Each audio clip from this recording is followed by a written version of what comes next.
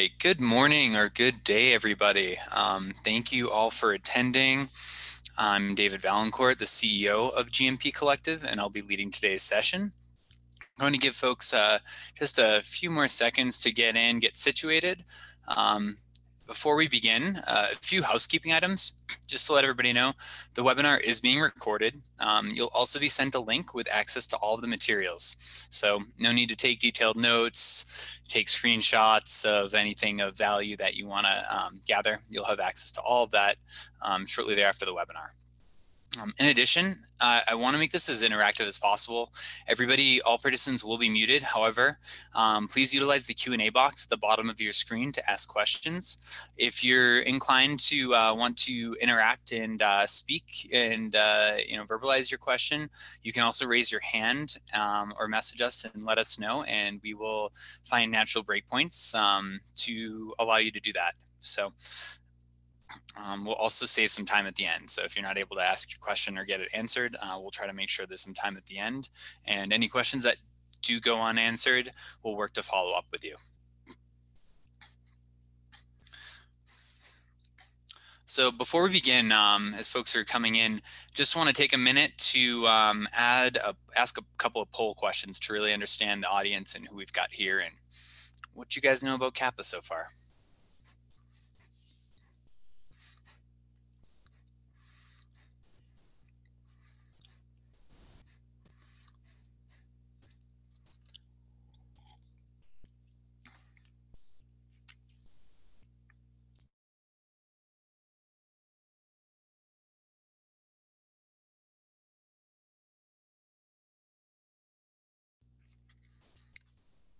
Awesome, thanks. And if you're just joining us, go ahead and get that poll question answered and we'll get going.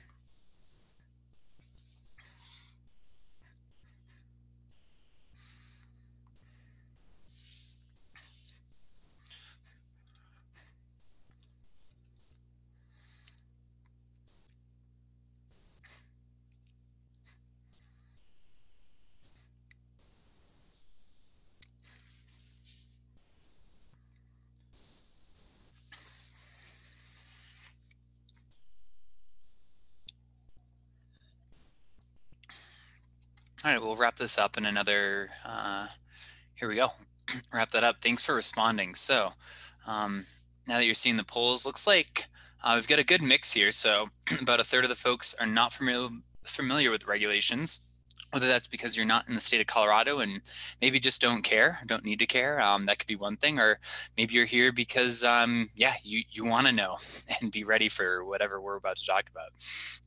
It's like we've got a pretty broad distribution of folks. So thanks for coming. Cultivation, whether you're cultivation, manufacturing, distribution, regardless of where you are in the supply chain, this will be applicable to you as it's really an end-to-end solution and best practice that requires the cooperation of the entire chain. We've got a great spread of folks. So yeah, thanks for joining. Really excited to have you here. We're going to jump in and give you the agenda. So 2 hours, it's a lot. I thought about this more than once when asking folks to commit to signing up for a webinar that's more than 60 or 90 minutes, but I can promise you we'll have some breakpoints. I want to make this as interactive and fun as possible. Compliance usually doesn't get a good reputation for being, something that's anything less than dry, but we're going to try to challenge that today and also make sure you learn something. So we're going to start off myself, CEO of GMP Collective. I'm going to give you an introduction and an overview to the program and the solutions and the reasons why this is valuable, in addition to, again, it being required in Colorado. Spoiler alert.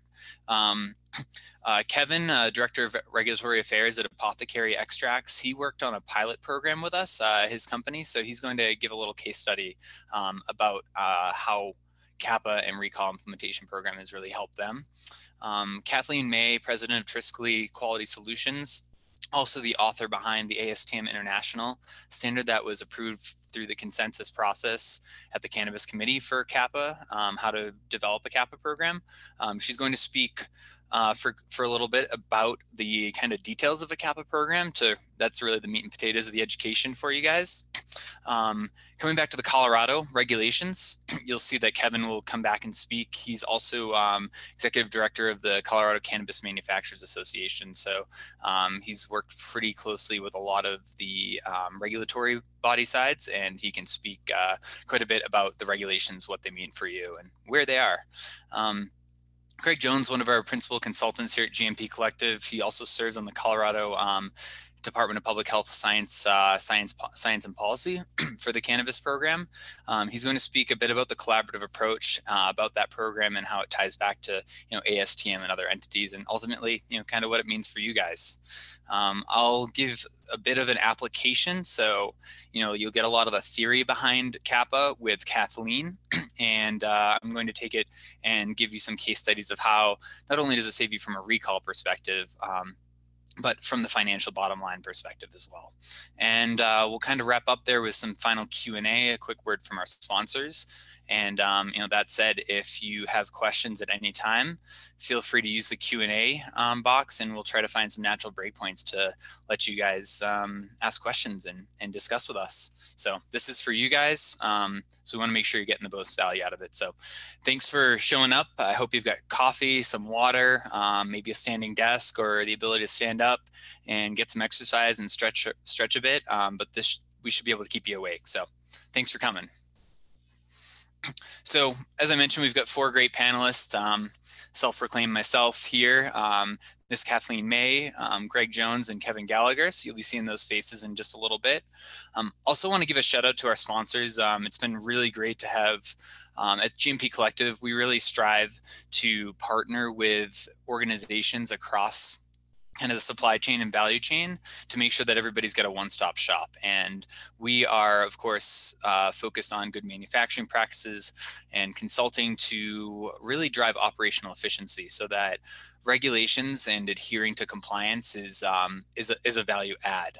So really increasing your bottom line, or your top line rather, than being an expense on the bottom line. And we do that through innovative best practice solutions. We've got a team that transcends ISO and GMP certified auditors, Lean Six Sigma, and we're active on quite a bit of global committees. So it's been great to partner with folks, including I Love Compliance, who's our platinum sponsor. They provide a fantastic compliance solution software that we'll be showcasing a little bit as part of the implementation that Kevin worked on. Our colleagues over at Supply Chain OpEx Consultant come out of about 30 plus years each in terms of global supply chain operations for medical devices and pharma, really accelerating the ability to optimize your production, limit bottlenecks, and be more profitable with predictability. BSI Global is a fantastic organization that I'm really proud to be aligned with, have sponsorship from. They've been around since I believe 1901. They're UK based originally, but they're a multinational company that provide global solutions. Folks that may be familiar with ISO 9001 for your fundamental quality system, that was a BSI standard before it came to ISO. So they know what they're talking about. They've got some really world-class solutions, and it's great to have them as part of our team here today. And then Akeen Consulting is a fantastic West Coast-based financial and accounting group that comes out of a larger, it's a spinoff from a larger accounting entity, and they're providing a lot of great solutions, everything from 280E to financial bookkeeping, and we work together to really drive the intersection of the KPIs and cost of goods sold and understanding your production processes and how that translates to economic value. So before we really get started, one more quick poll for folks.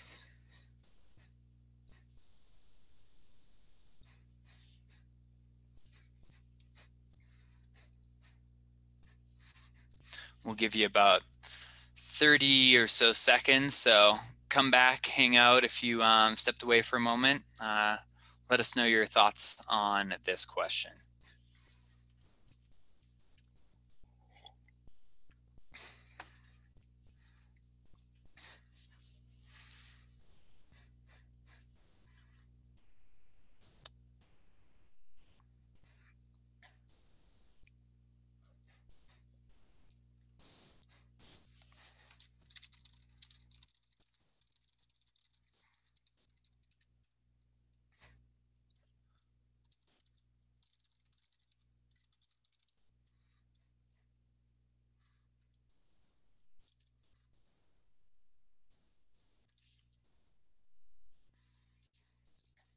Awesome. We'll wrap this up in about a couple seconds. Thank you, everybody. So I'm actually kind of excited to see these results. This was kind of a trick question. I guess nobody felt like, despite 2020 and all the curveballs that cry and pray a lot was an answer, which, I'd say some quality folks may feel some days like it could be cry and pray a lot. So the correct answer was actually corrective action and preventive action. Some nuances. It's really common to see preventative used, but technically it's preventive. So I won't get into the Webster's dictionary or etymology of the word, but yeah, common one. So thanks for bearing with us, guys. I got a good amount of you. All right, so why CAPA for starters? Well, let's just look at some testing results. And in the state of Colorado, this is from mid-2018. The 2019 results show essentially the same thing, difference being that it's presented a little bit nicely in 2018. So that's why I've got these results up here. Really kind of eye-opening. When you think about the fact that you're spending 3 months growing, from everything from propagation through veg, harvesting, and then drying, only to find out that 12% of the time, 13 to 14% of the time rather, your flower and trim are failing microbial tests. That's a lot. You shouldn't go through that much time and energy and effort and expenses to get a product failure, regardless of whether you can remediate it. So, the goal of a CAPA program is to really help get ahead of that. You want to find out those mistakes beforehand, and your final product testing should be a formality. The fact that this failure rate is well over 10% is kind of surprising and should be cause for concern. The reality is, the good news is there's a lot of opportunities for improvement, and there's ways to do that. So, I would say the 10% for me as a business owner would be a pretty unacceptable failure rate. Not sure what other folks think, but, in other industries, it's fairly reasonable to strive for, 2.5% or less. And, just doing the simple math there, that really reduces your product loss by about 80%. So if you look at your bottom line and how much product's having to get wasted, reworked, let alone all the other economic factors, that's a pretty good chunk of change. So, I pose the question to everybody here: how much is poor quality costing your organization? So, benefits of CAPA beyond that reduction is audit readiness. Whether it's the MED inspectors, whether it's internally, having an internal audit program, you want to find the issues before an auditor or inspector does. So just like your own home, your own housekeeping, you want to figure out the mistakes. You want to have your audit, your IRS tax returns in place before the IRS shows up and says, hey, look what you missed. And the reality is, celebrating the identification and going through the process is part of a cultural shift, and enabling folks to own and say, look, we messed up. We've got a mistake here.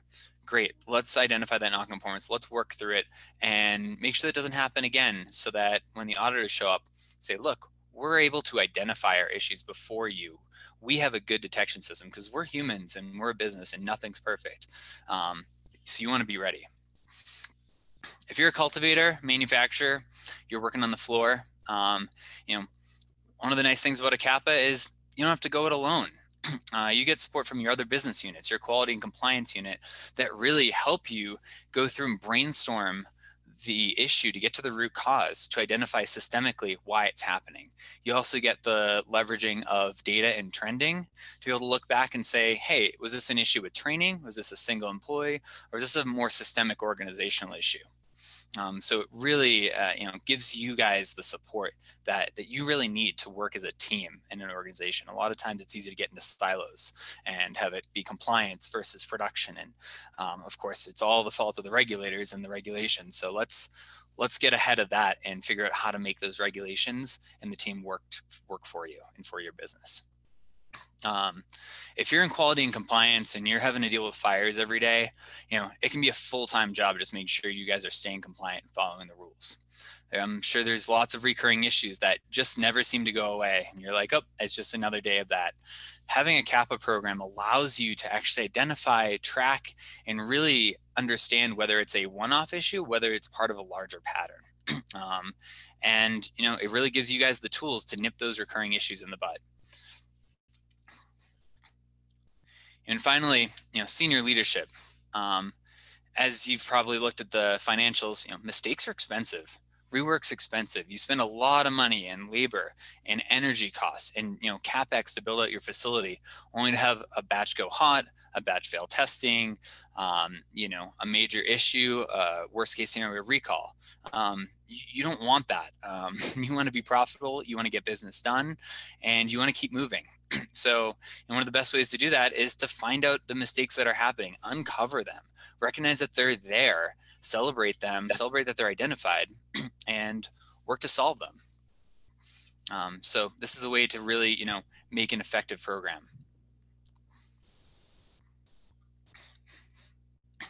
And then finally, this shouldn't be, can't be overstated enough. Benefits to the consumer, because ultimately your problem are your consumers' problems. And what are they looking for? They're looking for safe, consistent, quality product, whether it's raw flower, whether it's for recreational purposes, medical purposes, or otherwise. They want to know that when they see your brand, they see your name, that they can trust that you did your due diligence, that the lab result is correct, that you guys have best practices in place day in and day out, and that again, we're humans and we're running an organization that's growing, that's we're working through kinks, we're evolving as an industry.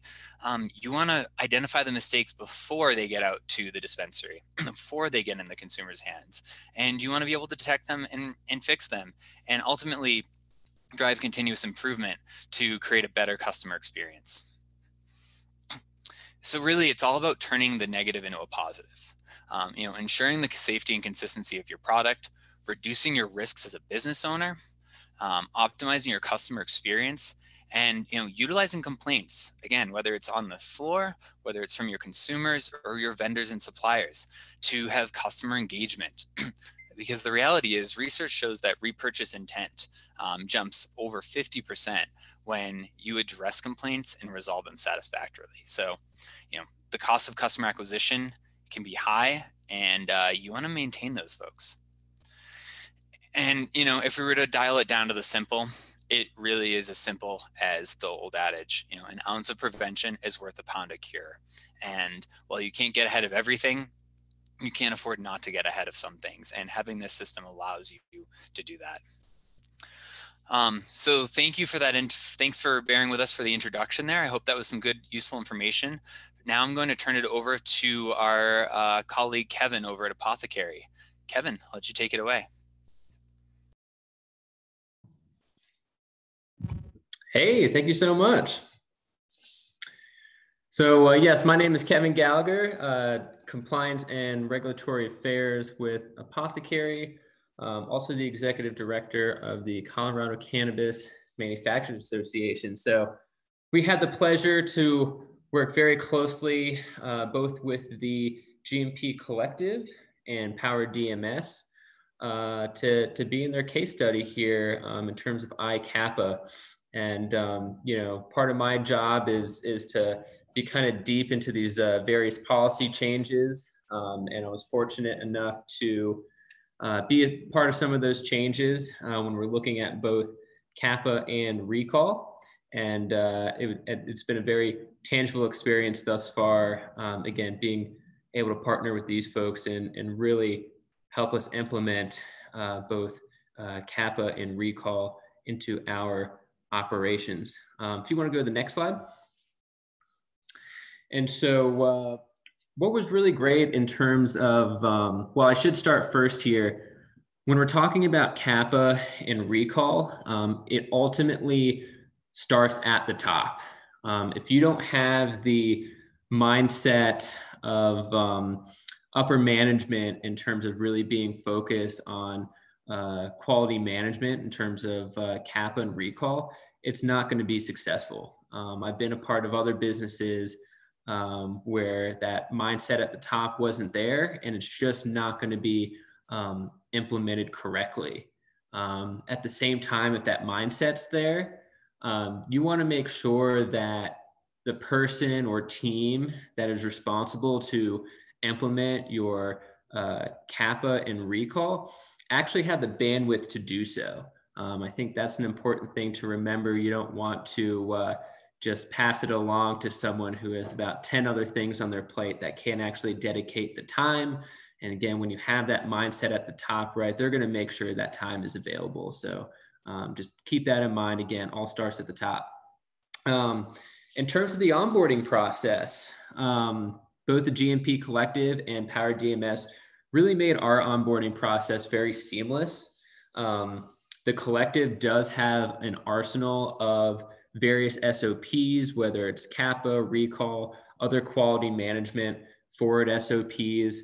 And basically what they did is they gave us basically a list of all these different documents and kind of what we were able to choose, I think 10 or 12 or so documents here from that arsenal. And since we have the requirement of CAPA and recall in January, obviously we definitely picked more CAPA recall forward documents here just so we could prepare ourselves. And as you can see, here's a list of the various documents that we chose, right? Senior management commitment. That also kind of ties into what I said before. It all starts at the top, but it's written out.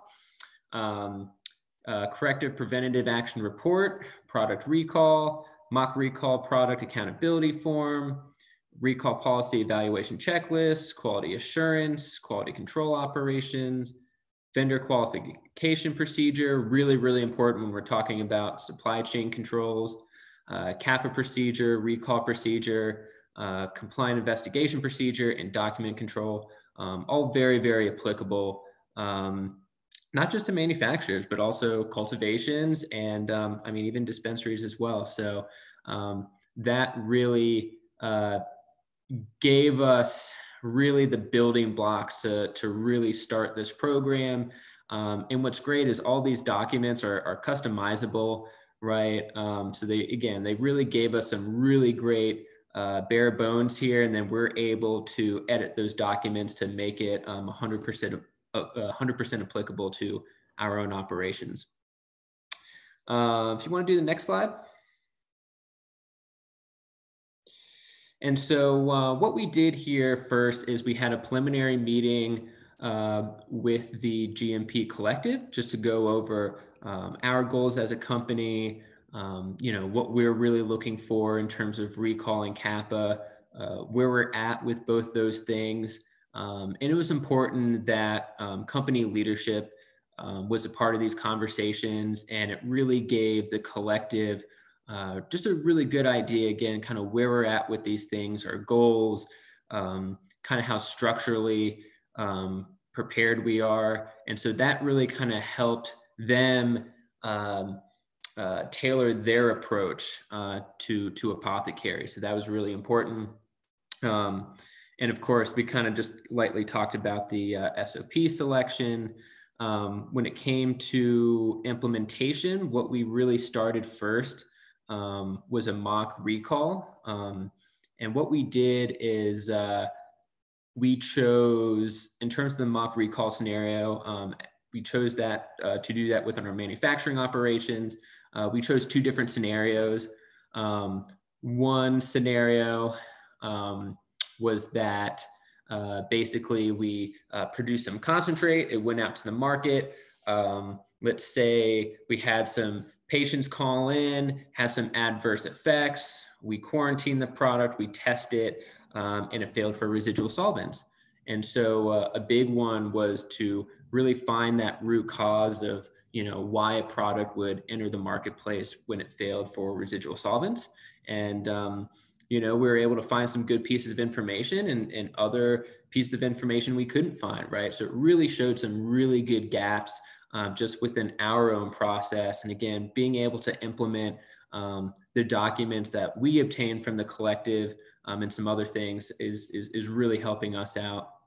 And then we had a couple other scenarios as well. So After the mock recall, we did have a follow-up conversation with the collective just to go over our mock recall report, kind of go over our own experiences. And they were able to give us a lot more recommendations on how we can better implement a mock recall and some other elements in that as well. So we feel a lot more empowered just after that. And again, just those two conversations with the collective.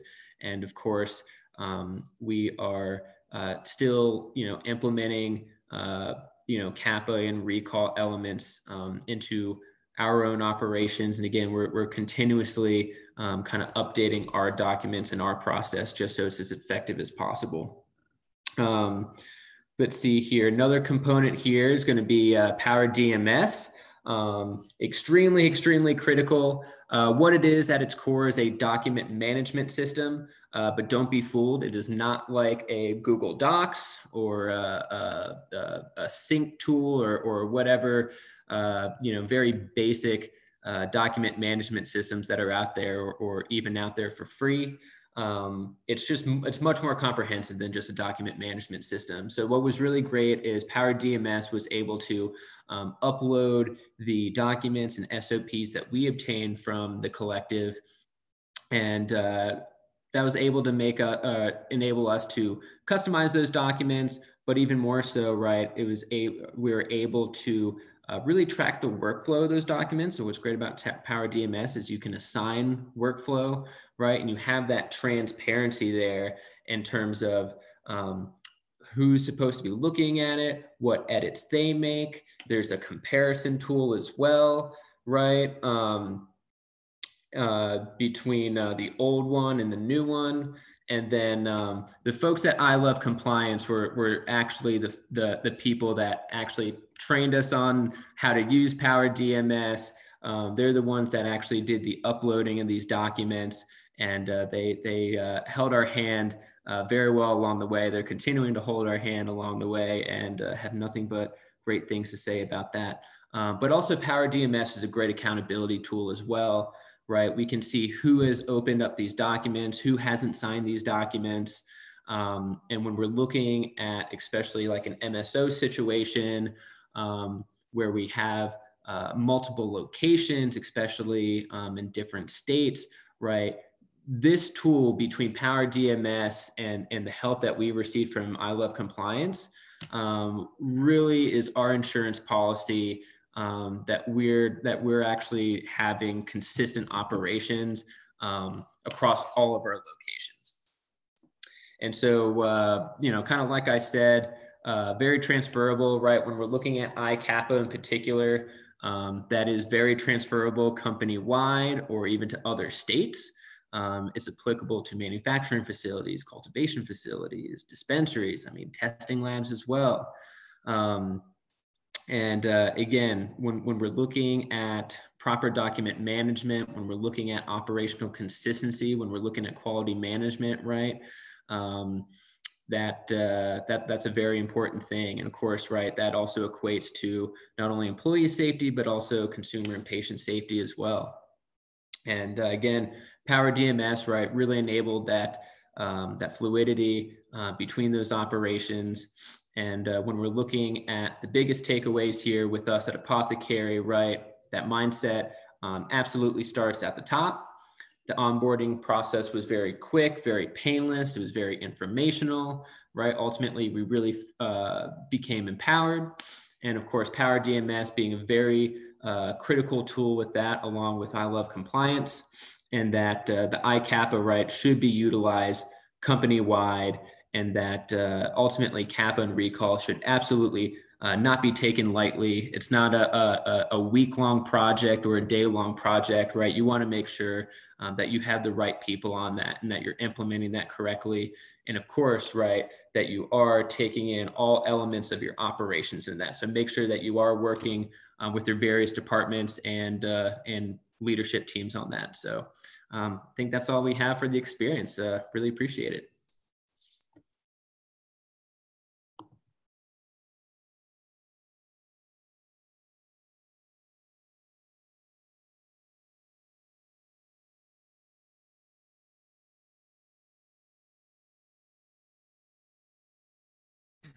Hey everybody, I think I was on secondary mute. Hopefully you can hear me now. Thanks Kevin for that, and it's been a real pleasure working with you and your team. We had a blast at GMP Collective and look forward to moving forward with other opportunities.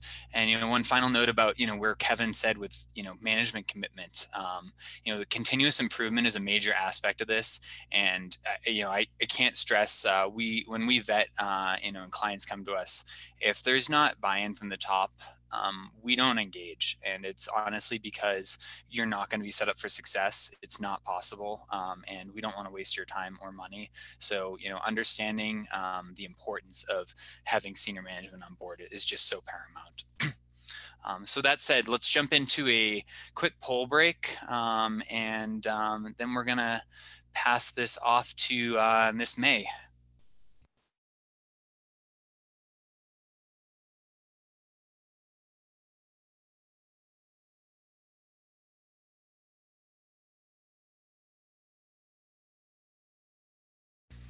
And as you're answering the question, I think Kathleen could even speak to this, but even in the pharma and medical device world where CAPA is very standard and kind of just old news, having an effective CAPA process and program does not always mean it's the best utilized and effective program. So.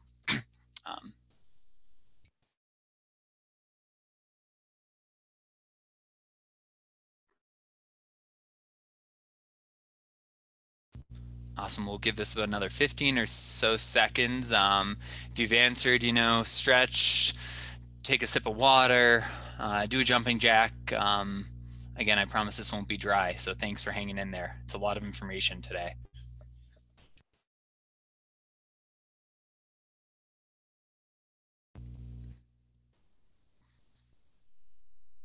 All right. Well, thanks everybody. Wrap this up. So, it looks like fair distribution. Some folks, a little over a quarter, do have a CAPA process. That's fantastic. Whether you're here because you're not sure if it's an effective program, you don't know how to use it, or you're looking, to just get some tidbits on, how your program may be able to be improved. We're excited to have you join us. And for folks that don't have one or aren't sure, hopefully you'll find you came to the right place. So awesome. Thank you, everybody. Kathleen, I'll turn this over to you. Thanks so much for joining. Good morning, everyone. Thank you again for joining today. So my section of the presentation will be to provide a high-level explanation of what CAPA is and why it's important and critical for you to implement in your operation. A lot of what you'll hear me say, is basically reiterating some of the points that David made in the introduction. So what is CAPA? As we stated previously, CAPA stands for Corrective Action, Preventive Action. And CAPA is to focus on investigating, understanding, and correcting discrepancies within your organization or other undesirable quality events. The CAPA program analyzes data and trends, data inputs and outputs from all of your quality systems. Kevin mentioned, your operation may have cultivation, a lab.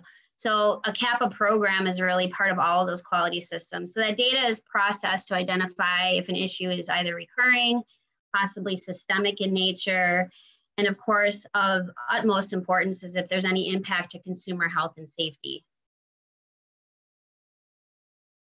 The purpose of CAPA is to investigate the root cause of any product, process, or quality issue. Your CAPA program should identify and implement appropriate actions to either prevent recurrence of an issue that has already happened or the occurrence of a potential problem. Your CAPA program should monitor the effectiveness of those implemented actions. It makes no sense to implement actions if they're not effective or if they potentially could negatively impact some other area of your operation. Your CAPA program you need to look at data. You need to collect and analyze data. And David made a point in the introduction, this allows your operation to act in a more proactive state as opposed to being reactive. And by doing that, you are self-identifying your issues and correcting them before an auditor would come in and potentially find those issues for you. And ultimately, the purpose of CAPA is to ensure problems are detected and resolved. So let's get into the actual process of CAPA. So quality issues must be identified or defined, investigated, and corrected. And again, CAPA activities occur in every process involved in the product's life cycle, whether that be in manufacturing, a laboratory out of specification. An audit response is a type of CAPA. A process improvement, hence the acronym corrective action, preventive action. You could initiate a preventive action to conduct process improvement initiatives, or you may have another process in your organization to handle those process improvements. Customer complaints is another example of a CAPA. And obviously, the intent of this webinar today is to discuss product recalls. So your plan and process or procedure for product recalls will define, how to handle that recall, but really the documentation of your investigation and what corrective actions you take in response to that recall is part of a CAPA. And then I included here an ineffective CAPA. So ultimately, once you're in the effectiveness phase of a CAPA and you find that your effectiveness criteria doesn't meet what you've defined, that CAPA essentially has to go back into the investigation phase because clearly the root cause wasn't identified and the appropriate actions were not implemented. So you have to bring that CAPA back through the CAPA process. So there's a multitude of reasons why CAPA programs are ineffective. We won't get into all of that today. But one of the reasons that CAPA programs may not be effective is organizations may put every single issue they have into their CAPA program. Single events don't necessarily require an extensive investigation, or they don't put any of their issues into their CAPA program. Putting all of their issues obviously is a resource constraint, and putting no issues into their CAPA program obviously doesn't allow for the appropriate documentation of the issues and the resolution of those issues. So when auditors come into your operation, they want to see your problems and they want to see how you've resolved them. And the only way they can do that is through appropriate documentation. So here's an opportunity for you to ask us, specific issues that you've encountered in your operation. So what situations have you encountered where you'd like us to discuss whether or not that would go into your CAPA program or not? I'll give you guys a few minutes to maybe ask those questions.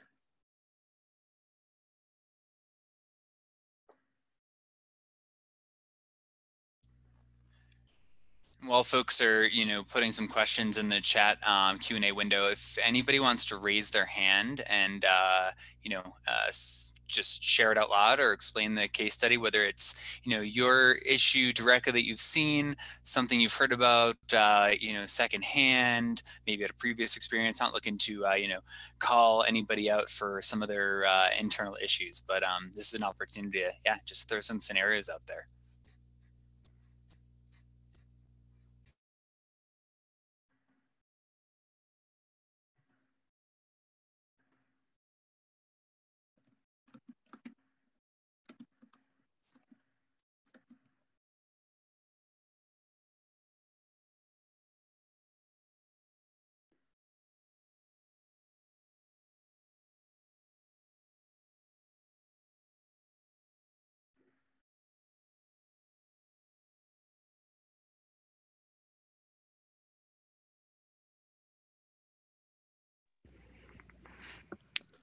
Kathleen, we have one question here, or maybe we'll address this to David. Do you have a recall process SOP that you can share? Sure, that's a great question. Do you have a recall process SOP? So yeah, we definitely do. As Kevin mentioned, part of our, we have a couple different packages we can offer, and that includes, a whole array of SOPs, specifically a CAPA and a recall process SOP. One thing I'll just add to that, related to that question, is it's one thing to have the bare bones SOP as kind of a standard template But making sure that it works for your system and your organization is the main component that, we don't just sell, SOPs. Honestly, you can probably find them for free online, but it's that implementation of it, making sure it works for your organization. Okay, we have a question here. So someone asked or pointed out that they had a situation where an employee was spotted not wearing gloves during a trimming process. So this is actually, I'm going to answer this twofold. So if you have a process in place or a procedure in place that says employees must wear gloves when doing trimming, then for sure this would be, it's a procedural nonconformity. So for sure this would go into your CAPA program or your CAPA process and would be documented as such. Now, in the event that your organization doesn't have a procedure that requires employees to wear gloves, well, here's a process improvement opportunity. It make good business sense to implement a procedure for that requirement. Does that necessarily have to go into a CAPA? Maybe not. I mean, unless you're going to use the CAPA program to do a preventive action CAPA, but certainly you can initiate that SOP independently of the CAPA program. Kathleen, we have a question here from Remy. It said, I have a suggestion of a scenario. Remy, go ahead with your question. Yeah, go ahead.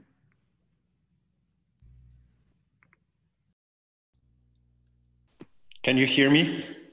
Yes, we can hear you. Yes, so I'm not going to, well, we're in a situation, I work for a manufacturing company. My name is Remy Kachadorian, by the way. And I work for a manufacturing company, and we are in a situation right now where we had plant material that has been put on hold. I mean, actually the plant material was put on hold by MED because there was a complaint. Someone had to go to the hospital. And so the problem is that MED actually put our process material from that plant material on hold as well, okay? So it's not very clear, like this is a limitation of MED. What do we need to do to be able to sell our product after it's been processed? We're talking about a distillate, right? So the question is, you were saying that we need to put a line between when we actually initiate CAPA or not. Is this a scenario where we actually initiate a CAPA? Would be more like preventive action in this case, because what we're planning to do is, even though we don't have a clear recommendation from we don't have a clear recommendation from MED of what we're supposed to do. We're planning to do some testing to prove them that this is not an issue. So would you recommend to initiate a CAPA in this case? That's my question. So let me understand why was the product put on hold? Because it was plant material that someone consumed and had to went to the hospital and made a complaint to the MED. We used the same plant material to process and make vape pens out of it. And our product is on hold as well.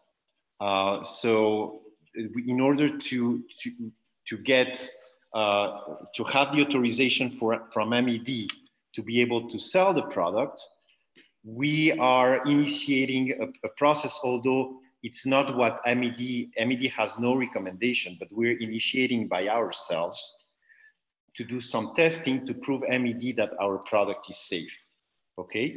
So the question is, would you, rather than just do the testing, initiate a CAPA process? Make sense? Yes, so I will answer, and then of course, if anyone else, David, Kevin, anyone else that wants to add, to what I'm going to suggest. So whoever's handling the complaint, they should be certainly looking or investigating the issue and conducting an investigation. And that information really should be then brought over to your investigation or your documentation of the issue. So, you know, the simple answer is yes, it should be part of a CAPA, because there's an issue with that plant material in some fashion. So you would need, again, and I don't know who's conducting the complaint investigation, but definitely that you need to gather that information to further support, you know, what comes out of your root cause investigation. Does that answer your question? Yes. Yeah. Awesome. Yes. Thanks. Thank you. Thank you. Yeah, you're welcome, Remy. I'm going to have Kevin jump in here as well. I think he's got, and I might add something briefly as well, but thanks for asking the question. I think I'm sure you're not the only one that's run into this before. Hey, Remy, Kevin Gallagher. You know, I think what Kathleen said is absolutely wonderful. I think at the end of the day, right, it's definitely a process improvement. I think the question is, right, as well, was there a procedure that you guys have that was deviated from, right? So I think that's important to find out. And again, at the end of the day, this is ultimately going to be a process improvement. I think it's great that you're going to conduct some analytical testing on the final product. I think just something to consider too, based on how the investigation unfolds, right? If we're talking about this raw biomass, if it originally failed for pesticides and then went through the manufacturing supply chain, legally speaking, and I'm not an attorney, but I know how this stuff works in Colorado, it wouldn't even been able to be used in terms of manufacturing, right? So there's a pretty good chance that you might not even be able to take this final product to the marketplace, depending on how it failed, right? Even if that raw material actually failed for microbials and then wasn't marked for process validation, then went through that process, it also might add some speed bumps to you as well. I think another important thing too is like what your vendor qualifications are. That's something that the collective has really helped us with, and you know, establishing very strong vendor qualifications hopefully will also kind of mitigate these issues moving forward. But that's all I have. Thank you so much. Awesome. Thanks, Kevin. Yeah, you know, just, and Kathleen's going to cover this in the second half here, but you know, I think you'll see how following the process will basically allow you to, you know, CAPA is going to provide you with the framework to set up your documentation to make your case back to the MED of, hey, we've looked through, you know, from the testing, we've looked at kind of, you know, all options holistically of, you know, where things could have gotten wrong or not gone wrong to identify and, you know, document and show that, hey, this is not an issue based on the complaint, or it is an issue and here's what we've uncovered. Either way, it provides you that supporting evidence to be able to make that case. And just a couple of other things I'm seeing on here before we get going. I think Carolyn, thank you for, you know, bringing up the process at the store level. I think we'll get into that towards the second half or the end, because ultimately CAPA is part of the entire supply chain, from, you know, if you get a customer complaint, that's likely coming through the retail side, and working back through your supply chain with your vendors and suppliers to, you know, get to the root cause of an issue is exactly what this is for. So we might touch upon that. And then is there any other questions we got? I think a couple of others. Yeah, we've got time for one more question. Go ahead, Kathleen. Which one did we want to address here? Was it Tim's? We can address the batch flower labeling issue. Yeah, go for it. So question came in, a batch flower was improperly labeled, wrong strain, and led to the wrong ingredients being put into the manufacturing process. It was a one-time occurrence and was due to human oversight, and we retrained immediately. So this definitely would be a CAPA, because this ultimately could impact product quality.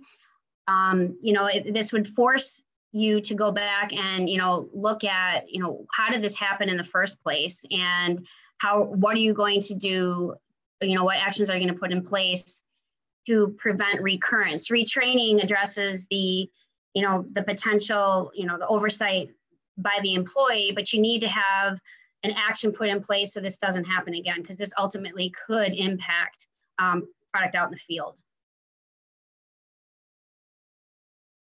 David, Kevin, you guys want to add anything to that? I think you kind of nailed it there. I don't have anything else I could add. Yeah, I think it was very well said. Awesome. Yeah, thanks for the questions, guys. We've gotten a couple other ones as well, but we'll follow up with you after, or if you'd like, or if we have time at the end of the Q&A, we'll do that. Otherwise, Kathleen, I'll let you jump into the second half of the meat and potatoes. Okay, you can hit the next. Yeah.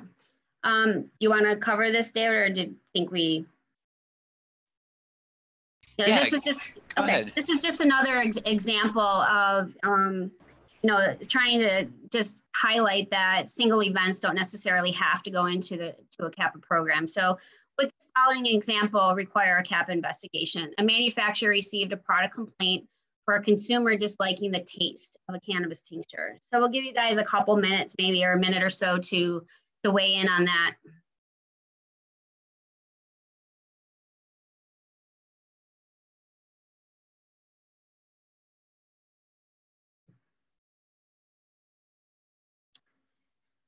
So this particular example definitely would require documentation of the incident. So your CAPA process and procedure should have a form and a process for documenting incidents. However, this wouldn't necessarily require a root cause investigation because it's the opinion of a consumer disliking the taste of a cannabis tincture. There's really no impact to product quality in this particular situation. However, if the manufacturer continued to receive complaints for this particular issue, it would be good business sense to look at a process improvement for this problem, or this issue rather. So let's dive into the actual CAPA process a bit. So every issue, it identifies at least, at minimum 5 basic steps. The first is to define the issue. The second is to do an initial risk assessment or impact assessment. And this allows you to really scope the boundaries of the investigation. The next is really the meat of the whole CAPA process, which is to investigate the cause of the issue. And particularly with major and critical issues, you will be doing a root cause investigation. So you want to utilize root cause analysis tools, and there's a multitude of them out there. 5 whys, is not, fault tree analysis, but you really should be utilizing those tools when conducting your investigation. The next step, of course, is to correct the issue. And finally, you should be monitoring the effectiveness of those actions that you've implemented. I stated this previously, that there's no sense in implementing corrective actions if they're actually not going to work. So implemented actions that you can take as part of your CAPA process include initiating a correction. So correction is an immediate action to eliminate the detected issue. Corrections are typically one-time fixes and are sometimes called remedial or containment actions. Putting a product on hold would be an example of a correction. The next would be to implement a corrective action, which is the action to eliminate the cause of an already detected issue. And the purpose of a corrective action is to eliminate the recurrence of that particular issue. And finally, a preventive action is action taken to eliminate the cause of a potential problem. So a preventive action is to prevent occurrence of a potential issue. And here's just a pictorial of the differences between corrective action, and preventive action.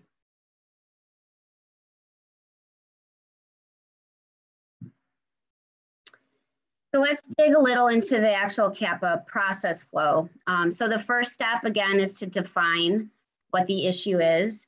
And when defining the issue, you really need to establish a solid problem statement or problem description. Covers the who, the what, the when, the where, and the scope of the investigation. And that solid problem description allows you to avoid what we call scope creep. It's very common when you get into a CAPA investigation to identify other issues, and you certainly don't want to try to resolve all of those issues within that particular CAPA. You know, you may have to initiate additional CAPAs to address those issues. The next is that initial risk assessment, product impact assessment. Of course, risk management is a whole other arm of the quality management system, but you will be assessing CAPA or assessing risk rather throughout your entire CAPA process. But again, that initial risk assessment allows you to define the scope and the depth of the investigation that you really need to conduct. Next is the investigation. Again, is the meat and potatoes of the whole CAPA process. This is where you're going to utilize your root cause analysis tools, particularly when investigating major or critical issues.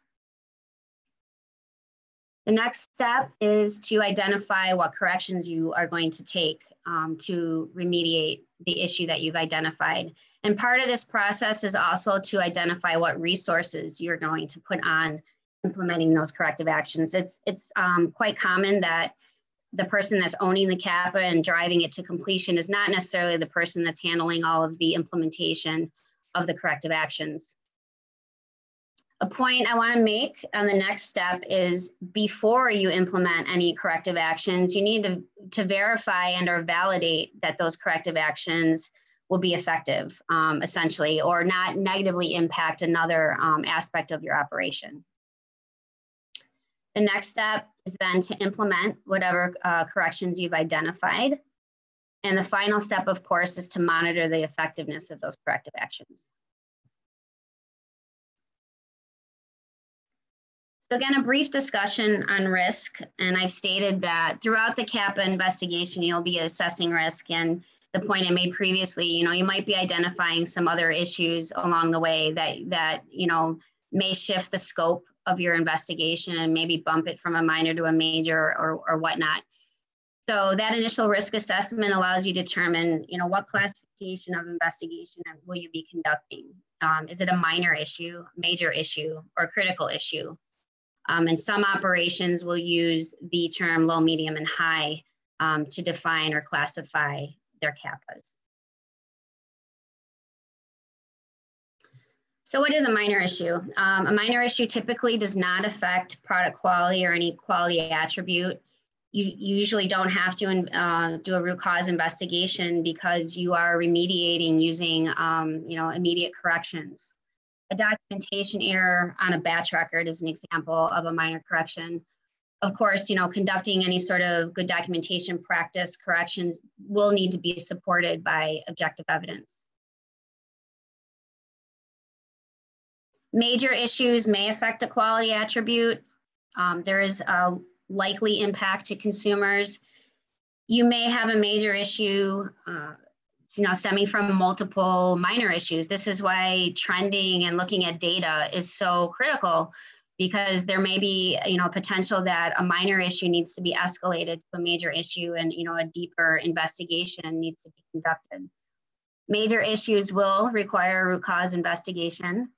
An example of a major issue might be a laboratory out of specification investigation, which ultimately would result in a delay in product release as you're trying to figure out why you had that out of specification. And then, of course, critical issues will definitely affect product quality or a quality attribute. There's a high probability that consumers will be impacted. You will definitely be conducting a root cause investigation. A product recall is an example of a critical issue. You may have adulterated product out in the field that you will need to recall, and of course investigate why that issue occurred.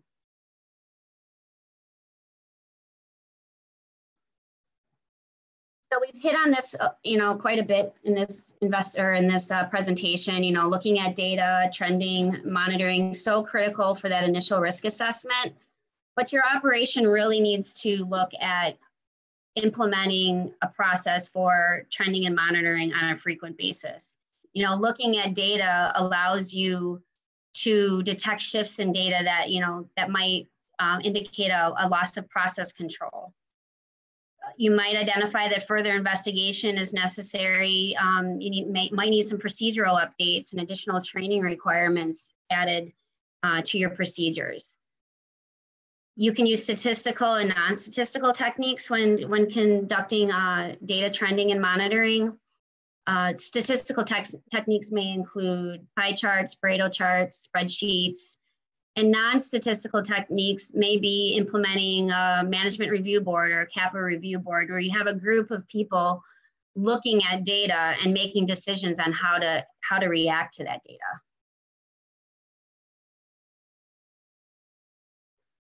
So CAPA timeliness, this is definitely a hot button. Anybody who's worked in a regulated environment, auditors don't like to come in and see that you have CAPAs open for a lengthy amount of time, especially if you're continuing to manufacture product and you haven't resolved your issues.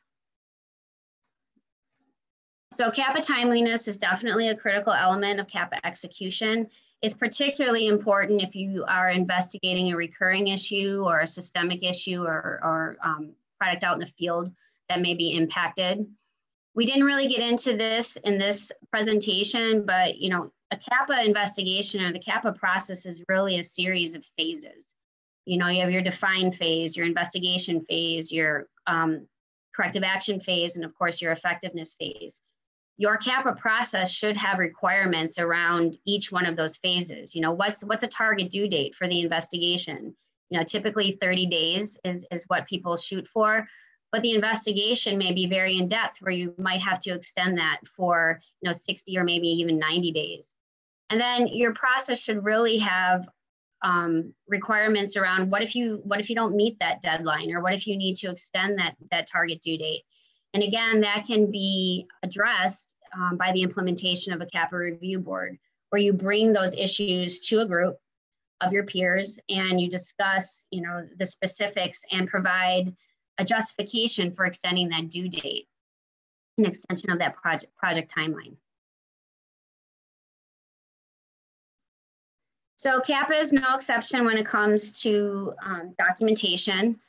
All CAPA activities must be documented, whether you're a paper-based system or an electronic system.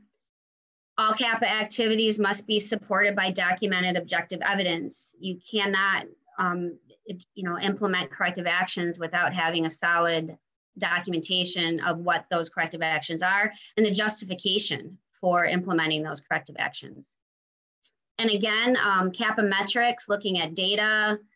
Really, you should really have a process established in your organization to look at the issues that you've had, and establishing those metrics around your nonconformities. And anybody that's worked in a regulated industry, I'm sure you've heard this quote in some form or fashion: if it isn't documented, it didn't happen. So if you don't have documentation and objective evidence that you performed a function or an activity, then it really didn't happen. So that concludes my portion of the webinar. Again, I thank everyone for tuning in. Hopefully you walk away with great information. And of course, if you have any questions, feel free to reach out to us. Awesome. Thanks so much, Kathleen. Hope you guys got a good amount of information out of that and value. We're going to jump to a poll question here before we transition over back to Kevin. And while we're asking that poll question, here we go. Awesome. We've got one question that we're going to work to answer as well.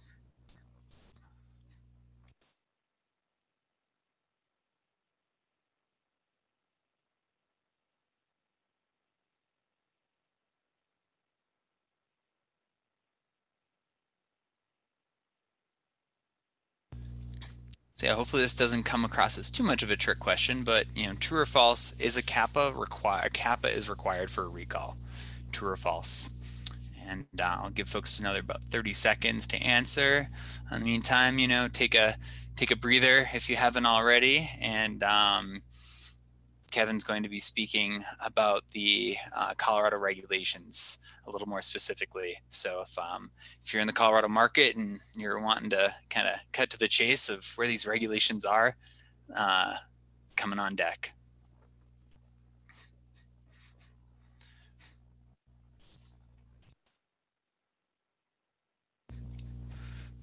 Awesome. Well, thanks for answering, everybody. We got a good amount of votes.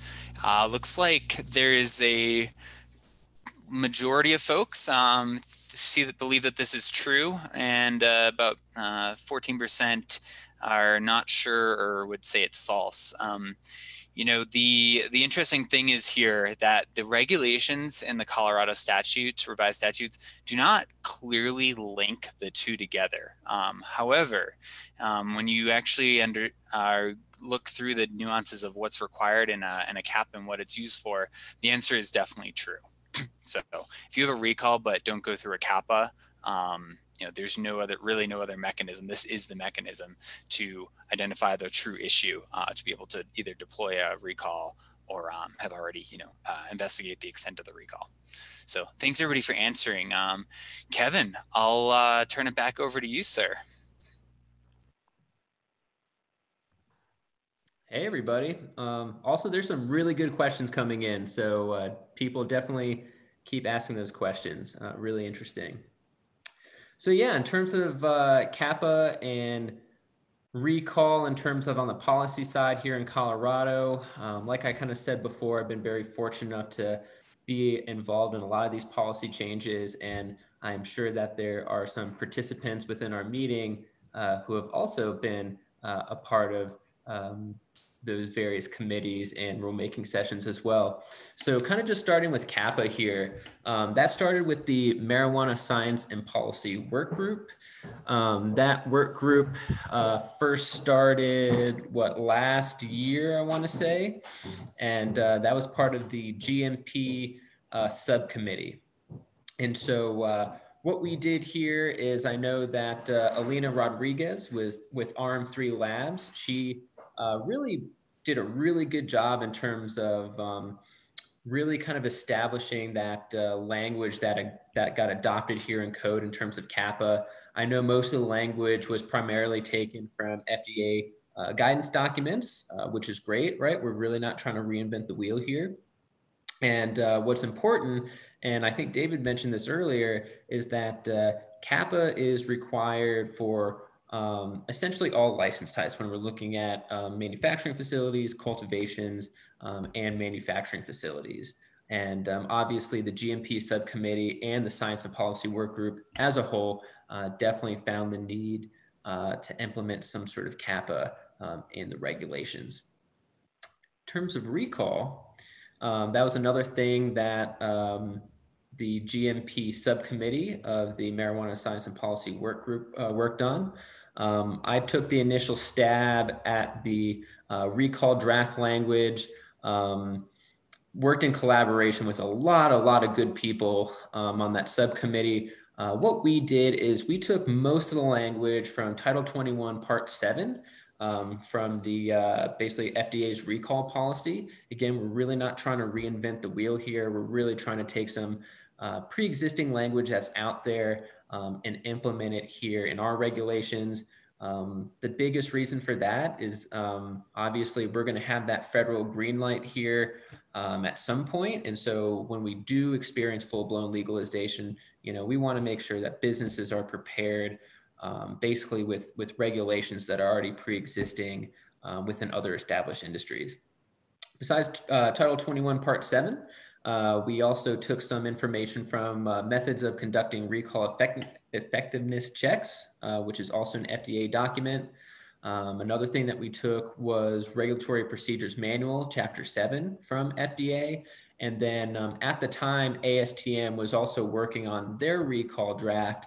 And I know that we took some elements from there. So again, just a really good collaborative effort on that part. You know, after we had everything laid out, you know, the biggest trick was basically trying to make it more specific and applicable to the cannabis industry in terms of what those communication measures are. Obviously, that's going to be looking different on an FDA level versus more on a state level. Here, we wanted to make sure that we're communicating with, for example, MED, CDPHE, Colorado Department of Public Health and Environment. And what's important to note here is that when we first came up with these recommendations, it was only required for manufacturing facilities. And I know Greg will be coming up here pretty soon to talk about more of what's going on now, but you'll soon see that recall will also be eventually required here for stores and cultivations as well. So really involving the entire supply chain, which is so important, right? It shouldn't just stop at manufacturing facilities. If you want to just do the next slide. And so here we can just see the defined terms that are applicable in code. As you can see, these terms are more geared towards CAPA. Won't go through these, but basically when we look at these terms, right, again, we didn't really want to reinvent the wheel here. Again, taking those pieces of language from pre-existing documents here. If you want to go to the next one. And so when we look at CAPA, the CAPA language in code, when we're looking at whether it's manufacturing facility, a store, cultivation facility, it's going to have the same exact language here in place, right? And I think it's really important to note here, if we want to do the next slide. And looking at a lot of questions that have occurred here throughout this webinar, right? The first thing, right, that a business has to do is basically dictate what constitutes a nonconformance in your business operations. So that's really important, right? Operations are going to be different based on the business, right? So number one, again, like you are literally dictating when a CAPA is going to take place, again, based on that nonconformance. So that does have to be within your standard operating procedures. So that's going to be really important. Just kind of lightly going over the rest of this stuff, right? Analyzing the process, work operations, reports, records, all that stuff is really important. The GMP Collective really helped us out with that in terms of the documents that they have, right? Investigating the root cause of nonconformance. I mean, that's basically, at its core, the most important thing. Identifying what those actions that are needed, verifying that the corrective action, preventive action to ensure that's effective, right? That's going to be really important. You want to make sure that you're not just applying a Band-Aid to a big leak here. You want to make sure that you are putting forth a very thoughtful corrective action that's really going to prevent this from really occurring. Right, recording those changes, very important, and ensuring that information related to quality, right, is made to the right people. And of course, submitting relevant information on identified quality problems, right, documentation, confirm the results of the evaluation for management to review, right. We want to make sure that not just also management is involved in this stuff, but you want to make sure the applicable employees are involved. When you're looking at a CAPA, it's not just one person doing it. You need to make sure that you're really integrating the applicable parts of your business and your operations. If you want to do the next slide. So in terms of recall language, that's a little bit more comprehensive. And so what we have here is kind of more of a summary.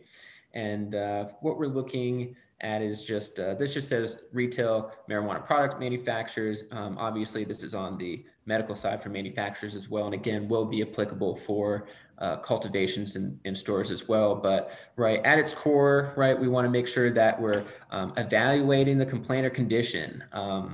Oftentimes or sometimes this is where it starts. So you might get some phone calls either from a store or, right, the store is getting phone calls from a patient or consumer, right? Adverse health impacts, right? And obviously you need to make sure that you're doing your due diligence and really evaluating what those are and whether that really dictates a recall, right?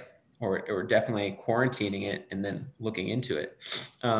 Identifying the implicated product, right? Obviously that's important. Notification of affected parties. So yeah, if you are conducting a recall, You want to make sure, let's say if you're in the cultivation or manufacturing realm, that you have a communication procedure in place where you're able to communicate down to your supply chain who received this contaminated product, right? And making sure that you have the documentation, the tracking in place that, again, you know exactly who received this product and when, right? And you want to make sure that you're communicating this stuff in a timely manner.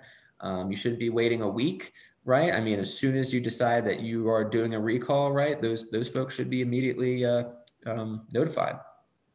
Another is, right, removal of affected concentrator product, right? We want to make sure that if you're more up in the supply chain, that you are not sending that out of your facility, that you're clearly quarantining that, right? When you're at the store level, you want to make sure that that stuff gets off your shelves and that's immediately quarantined, right? You want to make sure that this stuff does not go more into the supply chain, or certainly does not get further sold to consumers or patients. If you want to do the next slide.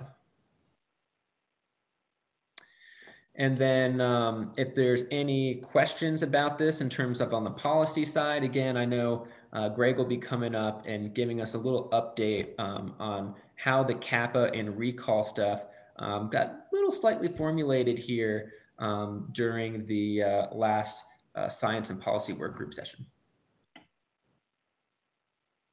Awesome. Thanks so much, Kevin.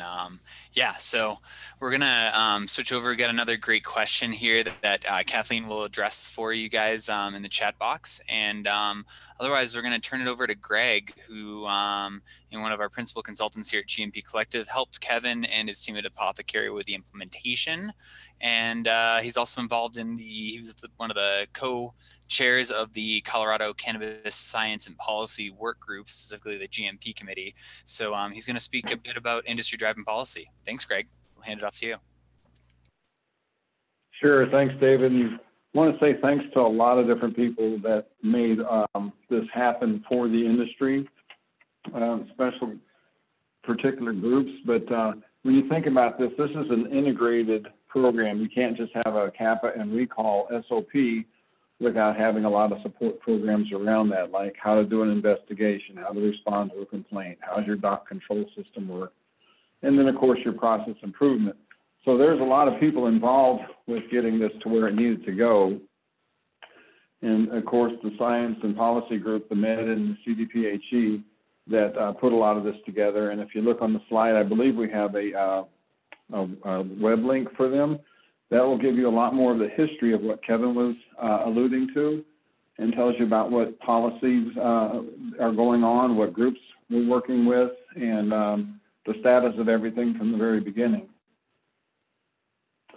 The thing I'd like to say also is about ASTM, and if you're not familiar with that group, they're world renowned in a lot of different industries, not just the cannabis industry, D37. They've taken on a lot of different standards from across industries, and they're helping to apply it to this industry because, as a lot of us know, we don't have standards. So we don't know what to build our SOPs to or our specifications.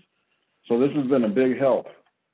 But when you go off of that and out of spec or a recall or any other opportunities to do a process improvement, how do you get to it? So ASTM is well known for how to put this in there, and I want to stress a couple of points about them. It's open participation. It's not exclusive. Anybody can join this, and several of us are involved with that, and we're helping to write standards, and we are also borrowing from other industries, particularly FDA GMP type. But members, if you don't want to write that, you can challenge the standards when they go around for vote. You can vote on it. So this isn't just some exclusive group saying, here's how you need to do your standards. So once you have those standards in place, it makes it a lot easier because, like Kevin said, when the FDA comes on board, it'll be a lot easier to transfer and become a multi-state organization, if you like.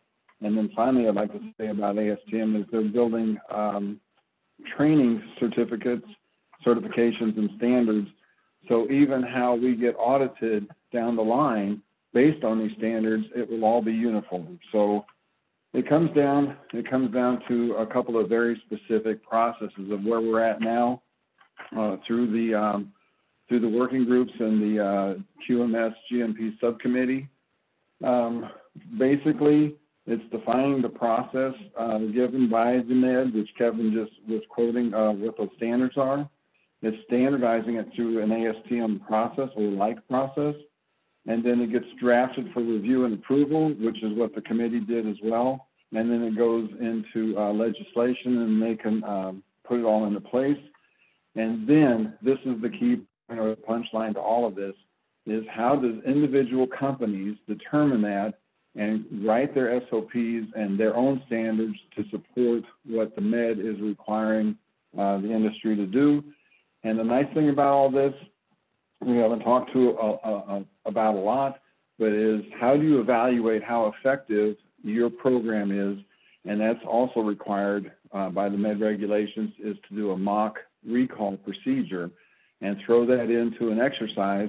And you can challenge yourself internally. You don't have to have anybody outside telling you what you did right or wrong. You can judge your own self, make your own process improvements, and away you go. So again, to wrap up my part, this is not just one easy process of writing 2 SOPs, CAPA and Recall. There's a whole lot of integration and framework that goes around it.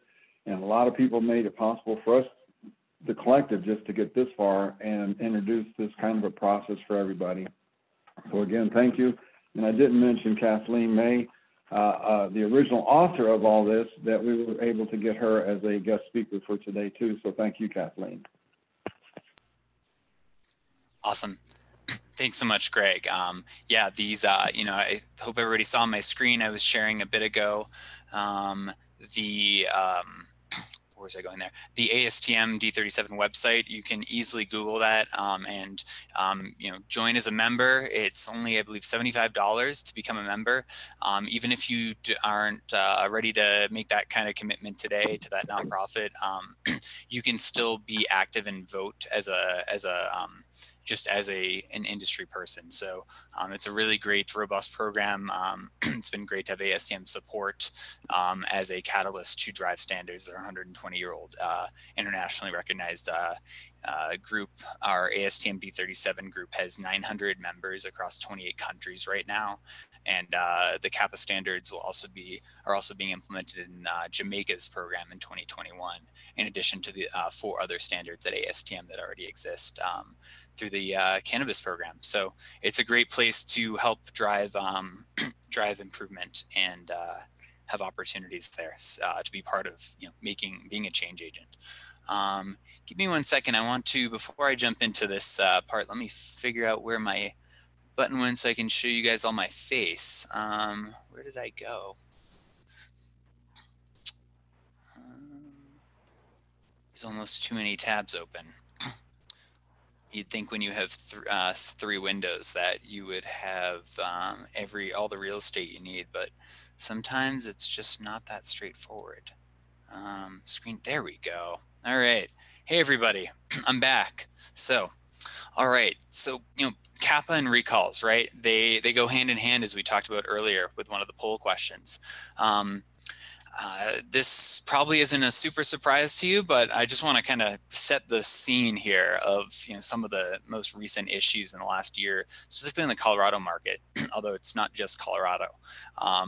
There was a pretty scathing report that came out last fall, right around this time, a little before Halloween, when the Denver Department of Public Health and Environment went out doing random checks of products already on the shelf, and they found that 80% of those products failed for yeast and mold. And I think what's important to note, without diving into our own root cause investigation related to that, that it's very likely, again, without knowing the details and getting firsthand into the lab data, that those products did pass and were safe at the time of packaging. The reality is, think about your milk. It's safe today with the expiration date of the 24th of say October, but let's come back in 3 weeks. Is it still safe? Might smell a little funky because of microbial growth. And for that exact reason, it's important not to just say, hey, past testing, it's good for forever or until an expiration date. There's other factors that I'm going to get into in this part that drives back to doing an appropriate CAPA, and especially on the some folks will, I like calling it, maybe we can start a movement here in Colorado of calling it a PACA, to get ahead of the curve, preventive action first before corrective action. Then in January, there was a dispensary chain that had a mold recall. A little bit before that, there was another marijuana recall in the state. A microbial recall happened later this summer, and this isn't all of them. This is just a select few here. A pretty big one came out late August. The Colorado Department of Revenue and Marijuana Enforcement Division that falls under the DOR, in conjunction with the CDPH&E, issued this health and safety advisory due to microbial contamination produced by that producer.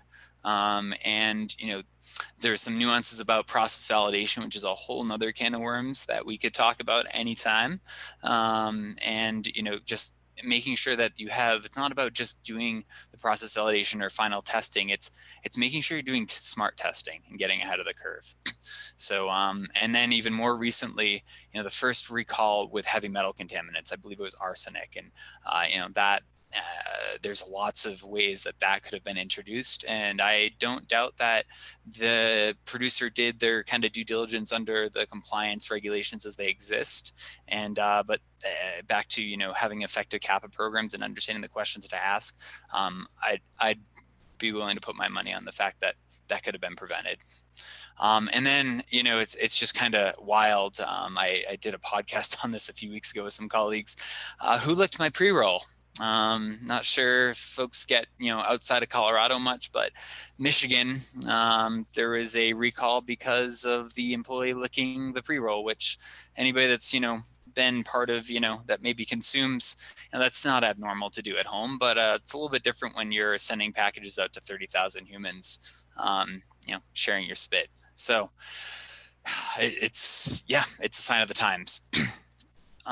So that said, I've got one more, I may have another one after this, but just a brief poll break. So want to get folks a question here.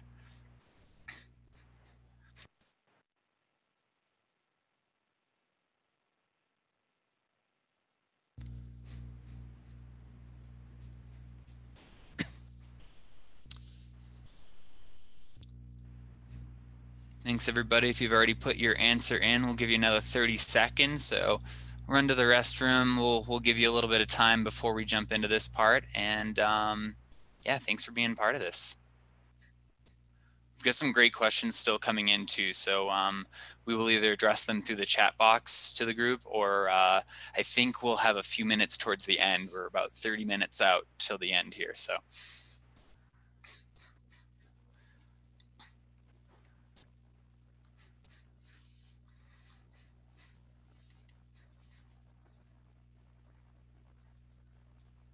Awesome, we'll wrap this one up in just a few seconds. Get your last chance in.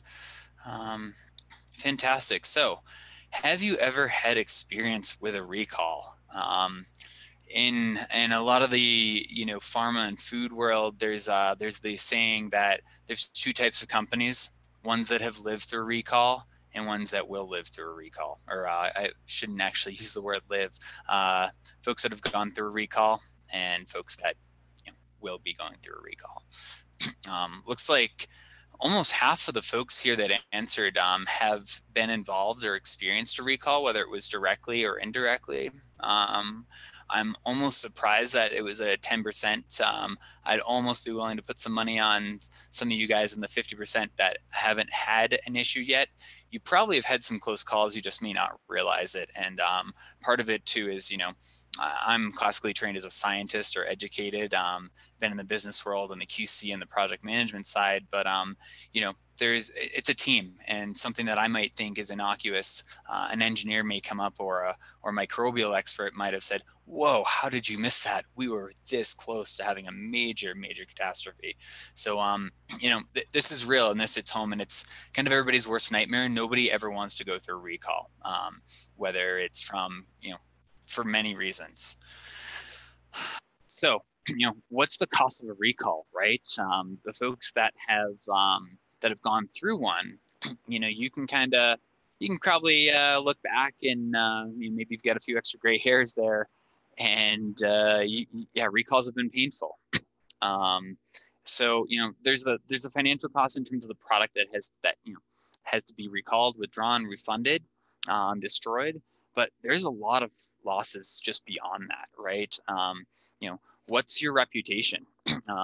Anytime a recall comes out, even this summer when there was the different lettuce recalls, it didn't just affect the company that was producing it, but it affected leafy greens across the broad spectrum.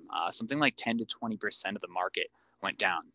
We had that in cannabis, right? With the vape pen issue. I was in the state of Massachusetts when the governor announced the ban of all vaping products, regardless of, back to, maybe they could have used the CAPA program there in the state. Did they do any sort of root cause investigation, or did they just jump to a conclusion?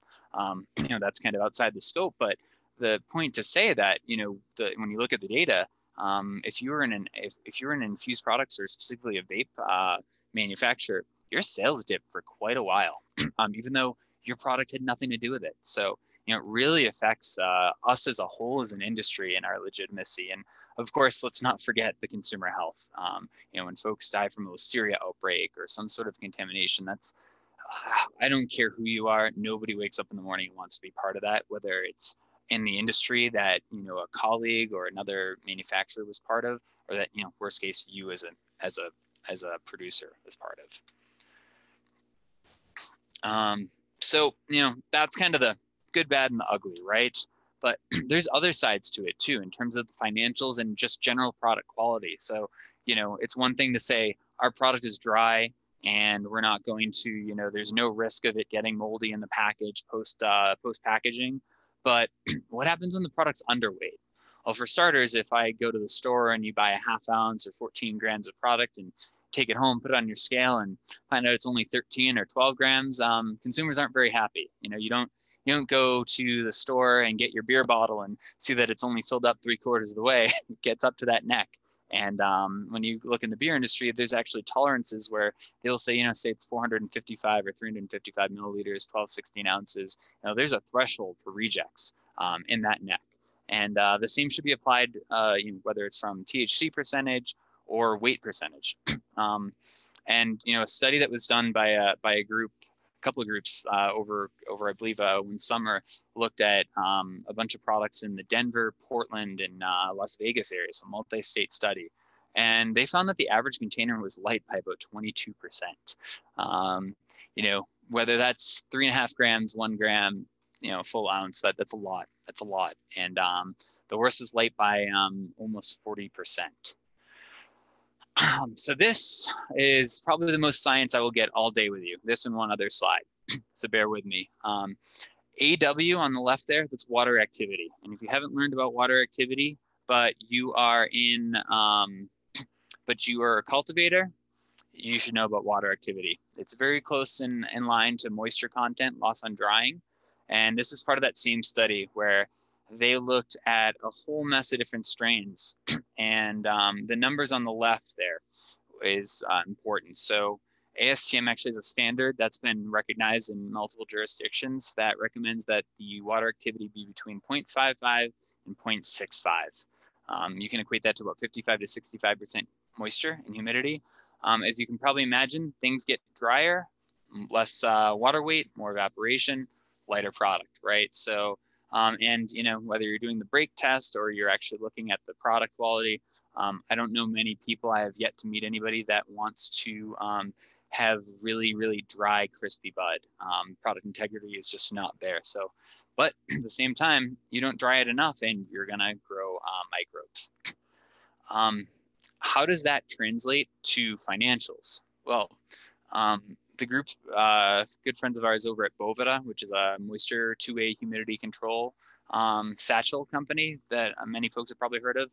They've got this great product, and it allows you to get precise with your, whether it's through curing or post-harvest processing and stability of the product. So if you were to look at, say, $5 per gram, 1,000 pounds per year, if you're drying your product to 45% moisture humidity, which again, looking back at this previous slide, there's a good amount of products that fall in that threshold, and even a good amount that are right around there between 0.5 or less. Let's just do the math here, and this is done by a oh my God, what's the word? But kind of an olfactory group of trained professionals, as well as GC and LC data, to look at the potency, flavor, smoke, and color, as well as the weight. So again, 1,000 pounds becomes 994 pounds. And when you start looking at going up to 50% and then ultimately 62%, the difference in revenue is about $75,000 a year. That's no small chunk of change. And if it's that easy for you to save $75,000 a year, why wouldn't you, right? So if you can control your humidity, maintain the highest product integrity in potency, flavor, smoke, and color. If you look there on kind of that top left of that image, that's actually a high resolution microscope image of the trichomes, which is kind of fun to look at. And let's just look at the difference there as you improve moisture content. Again, there's a threshold at which becomes subject to growing microbial growth, but there is a maximum point where you can optimize both your profits and your product quality, because ultimately the consumer is going to want that really fresh, aromatic product. So I told you I'd have one more heavy science slide, and this comes out of the food industry, but it's applicable to the food and ag, and of course cannabis. So this is looking at the water activity, and again, what's really important is, where does the mold growth start to occur? Just above 0.6, and again, that's where you're going to get. And I would put money on almost every one of those products in Denver that was part of that 80% failure, that a lot of those were on the higher end of water activity spectrum. And I won't take too much time in the bottom there, but that's a report from actually the 80s that came out through some basic fundamental food safety programs. And when you look at the range, you start getting your Aspergillus mold, and there's some small and rare yeasts, as well as or molds and yeasts that can grow between 0.6 and 0.65. But ultimately, the latest science to date has shown that as long as you're under 0.65 and optimizing for, say, 0.62 or 62% humidity is probably your safest bet to optimize profits and product quality. Because ultimately, sorry if folks are thinking about eating lunch or whatnot, but nobody wants this in their product, and that's just not a happy customer. Happy, and even thinking about from forget the medical health considerations right there. So what's the bottom line here, right? You really need to understand your operation, and CAPA is a system to allow you to look at your data from whether it's a tracking and trending and monitoring of some of your kind of key performance indicators within your manufacturing facility, which I know we had a great question about that, and we gave you some parameters to consider. You really need to understand your operation, and thinking outside, to Greg's point, CAPA and recalls are great. You have to start somewhere, but you can't do it in a vacuum with just a CAPA program. You need that data from the retailer, right? You need those customer complaints. You need to have the issues when you have out of specifications. What's your CO2 or ethanol pressures or temperatures? Is your equipment falling out of spec? What's going on there? Trending that data. What's your environmental monitoring data? And back to your SOPs. Your SOPs should work for you. So your SOP should be the basis of which your processes are vetted against to say, I'm within this spec or I'm outside of that spec. And the cool thing about that is, I like to tell our clients, have a specification that you can drive a bus through, or an 18-wheeler. You don't have to be finite. Even when you look at lab testing results, 19.24% THC, It's not 19.24. There is a margin of error there. So give yourself some leeway and be able to meet that and improve, track, trend, and improve it. So that really comes back to establishing specifications. And, ultimately, again, back to what we're saying here, PACA, not CAPA. Proactively address your issues before they become large ones. And, use your data and trending to identify these patterns, because it only takes enough small near misses to translate into a large issue. And I can't stress this enough, train your staff. That's one of the things we're here for, and our partners do really well. These programs are worth nothing on their paper alone. It's understanding them, being able to use them, and having buy-in. And ultimately, there's always going to be issues that are new and uncharted, and there's never a clear answer, but it's using the CAPA process allows you to get the best available answer as a team and be able to make the regulators, inspectors, and upper management, and ultimately yourselves, have the peace of mind and know that you've done your due diligence so you can move forward and be successful as a business. And really, there's this kind of low-hanging fruit of leveraging opportunities for improvement. It's amazing what data can do. So, I think that's kind of a wrap for me and us. I really want to kind of just take a couple more minutes to highlight a couple of other, great things that come out of this, which, and then we'll open it up to Q&A. So there's some great solutions at your disposal. In addition to us, I mentioned we've got 4 fantastic sponsors here. Supply Chain OpEx Consultant, our moderator there, Keith, is the principal there. You can reach out to him anytime. Akeen Consulting's the great financial group that I mentioned, and we'll be having follow-up information so everybody can get in touch with them. And then the final 2, I want to turn it over to Tim Gunther, founder of I Love Compliance, and he can just kind of speak about some of what his group offers. Yep, great. Thanks, David. That was a great session, and I'm actually on site at an audit, so I apologize for the backlight, but we did pass today.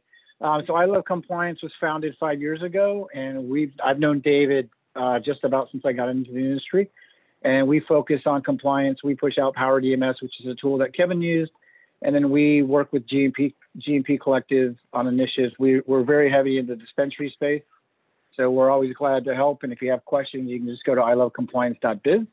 But again, I appreciate everybody on the call, and then most importantly, Kathleen and Kevin for their just guidance, because compliance is not fun, right?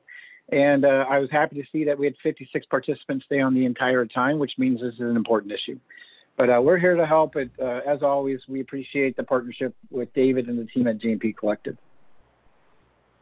Awesome. Thanks so much, Tim. Glad to hear you guys got a good nod of approval there with your audit. And yeah, we'll talk soon. And there'll be, like I said, folks, there'll be information to follow up on them. And then last but certainly not least, I mentioned BSI Global at the beginning, and I'm really excited to have, honestly, kind of a mentor of mine that I've known for a while in this industry that really brought me in and elevated us as a group from BSI, Andrew Cole. So I want him to just speak for a couple of minutes about what BSI offers. And there's actually an exciting training opportunity or another free webinar that they're putting together that can really take all of this risk-based stuff to the next level. So Andrew? Oh, go on, David. Go on. Don't stop. Don't stop. Let the accolades continue. Yeah, I'm Andrew Cole. I work for BSI. While we've been around for, I guess, over 110 years now, our claim to fame, or what we're best known for, is writing, auditing, and certification of standards. Put that into perspective. We wrote what is now ISO 9000 for quality, 14,000 for environmental, 18,000 or 46,000 for occupational health and safety.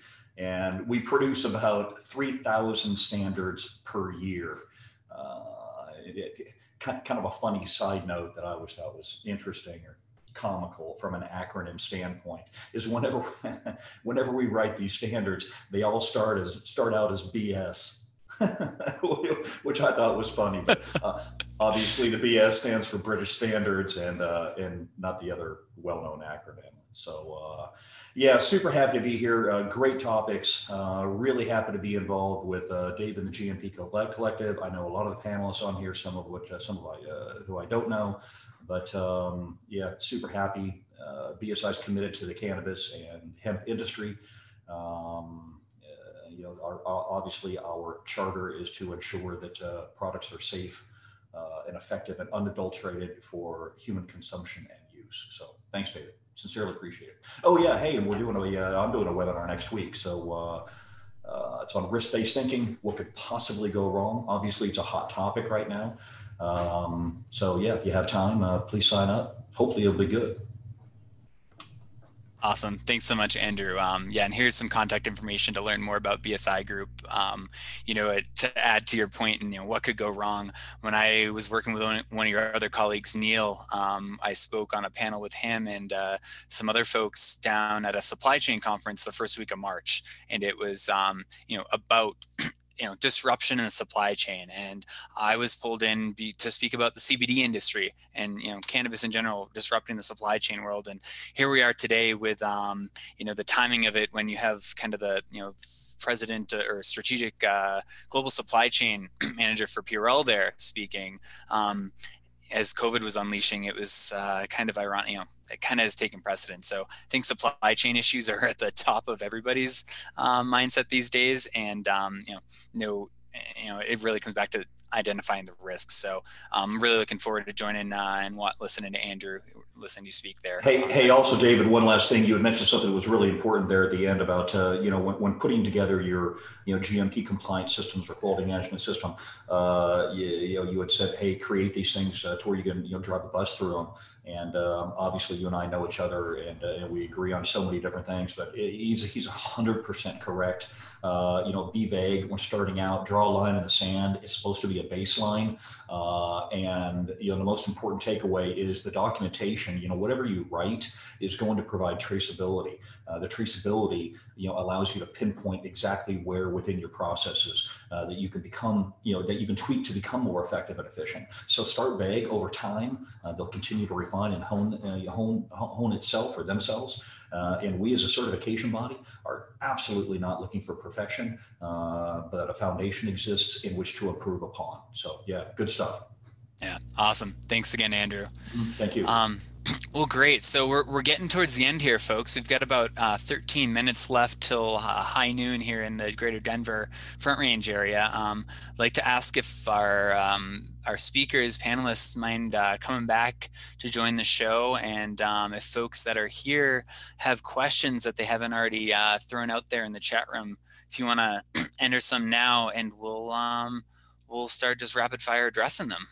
And of course, again, if you want to say hello to us and the audience, raise your hand and we'll let you come join the club.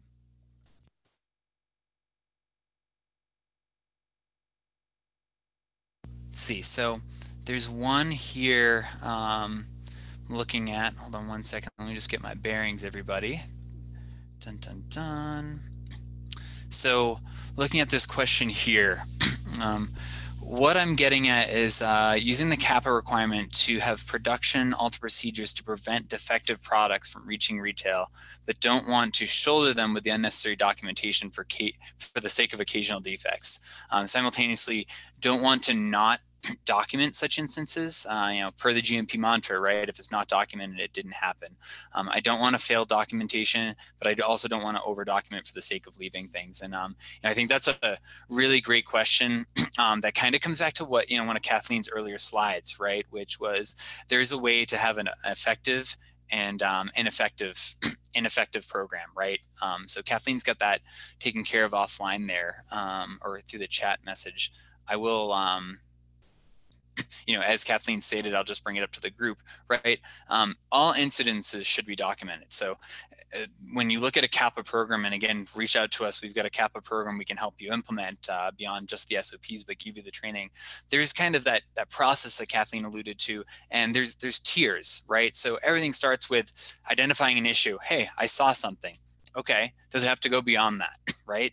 Can you kind of document that in a short incident report? Do you already have it documented elsewhere in your data and your batch records? Kind of coming back to that idea of an incident report. So have that developed based on how you classify your issues, so that not everything's going into a full-blown CAPA and really just kind of burdening you with paperwork, because GMP I've heard can stand for get more paperwork. It's 2020 and let's work smarter, not harder. Yes, there does need to be paperwork and documentation, but let's make it effective and not overbearing and work for you. So hopefully that answers that question. Hey, Andrew, do you want to add something? Yeah, if I was going to second, you're 100% correct. Yes, it does need to be documented, but also, think of it in terms of, when you're doing your root cause, which is basically a risk analysis, right? About the defect or the potential problem. What could possibly go wrong? What has gone wrong? What's the likelihood of occurrence? And what's the impact? Right. At the end of the exercise, when you document this, you may decide that, the impact versus likelihood of occurrence is so minimal that, our decision is to say nothing. Right. I mean, it could be nothing or it could be something. So dependent upon that exercise that has been documented so that hopefully it won't occur again, you've addressed it formally. Exactly. Yeah. Yeah. Great clarifications there. So while we wait to see if any other final questions come in that we haven't already addressed, we're going to go to our final poll. Just, back to the whole spirit of continuous improvement and feedback. We need data. So, want to check out and see who wants to, this is an opportunity to kind of say, hey, I want some information, more information. And then there'll be a follow-up survey, because I'd love to hear what you guys thought of our presentation today. So go ahead and answer that final poll, and if there's no other questions, we'll wrap things up in about 30 to 60 seconds.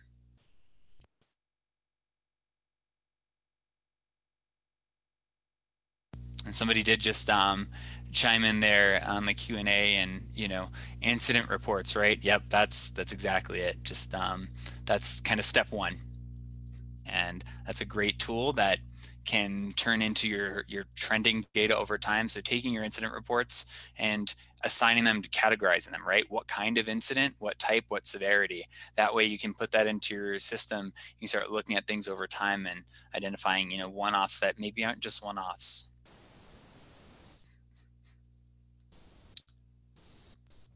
Hey, lastly, David, so you're not the only you're not the only guy talking. When people talk about, all of the documentation can be cumbersome, or maybe it eliminates or reduces my autonomy. Keep this in mind. You wrote it. Nobody else is writing this. You write this. You document what you do. So if you've ended up in a situation where you're documenting how to run the copy machine or the drinking fountain or the whatever the case may be, you've probably overinterpreted something. Yep. Yeah, could not be back to pragmatic SOPs, right? Make these work for you. If they're sitting, and I tell everybody that's here, if you don't know where your SOPs are, if you don't use them on a daily basis on the floor, then they're obviously not working for you. You spend all that time writing them for what? Make them work for you. So let's overhaul your SOPs and make them help you, not just be this big paperweight, trophy weight in the corner. Hey, David, it's Tim. One last thing I was going to say is another saying outside of it's not documented, it didn't happen, is if you think compliance is expensive, try non-compliance. Because when you get the fines, that's when you get affected. Yeah, and the fines plus the paperwork and the runaround to, appease the auditors, reconcile the program, and then, you're on their radar. Good luck getting off the radar. It's like when you get your speeding ticket. I have no idea what that's like, but all of a sudden your insurance premium spiked and now you're a little more scrutinized and looked at a little more closely. You don't want to be on that list. You want them to show up and say, oh, look, you found these 5 mistakes and you took care of them yourselves. You're doing great. Well, awesome. Good. I think on top of that, David, too, it also devalues your license. So if you want to sell your company and you want to make the big bucks, well, don't get in trouble. I think another thing on the SOP and document management end is, these businesses need a real document management system to hold these SOPs. I think it's super easy where a business might think, okay, we need a procedure for this. They write it and then literally it just collects dust, right? No one's looking at it. No one's updating it. At that point, it's not a real procedure. And so again, I think it's really important that, again, people need a real document management system. Hit up the fine folks in I Love Compliance, get a little demo of Power DMS.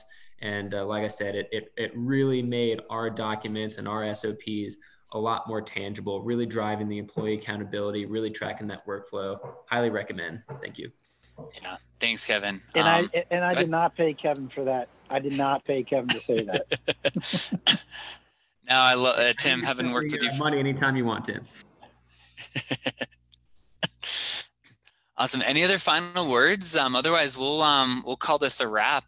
Kathleen or Greg, anything you want to jump in there and say before we let everybody get back to their day and give them back a few extra minutes before lunch hour? I just want to, again, thank everybody for joining us today. And again, if you have any questions, hopefully you're not more confused after this webinar, but certainly reach out. We can certainly help you. Yeah, thanks, Kathleen. Greg, I think you had a word you were going to jump in there. No, I was just going to say thank you, everybody, for the opportunity to talk about this new topic that's coming our way. Yeah. Awesome, everybody. Well, have a great day. You've got our contact information. You'll hear more from us soon. And yeah, stay on the right side of compliance and have fun doing it too. Take care, everybody.